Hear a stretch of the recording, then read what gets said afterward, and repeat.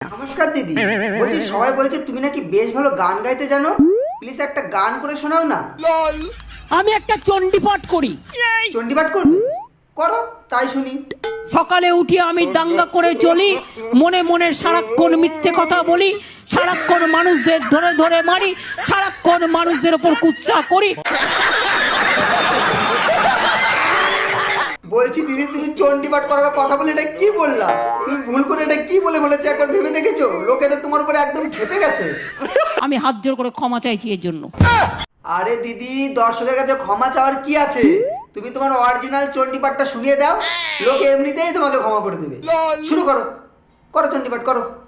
মা দুর্গা, মা কালী, জয় বজরং বলি, ওম নমঃ শিবায়, গণপতি বাবা মৌরিয়া, বিশালাক্ষী, বিষ্ণু মাতা, রক্ষা কালী, জয় মাতা দি, সন্তোষী মা। ওরে বাবা!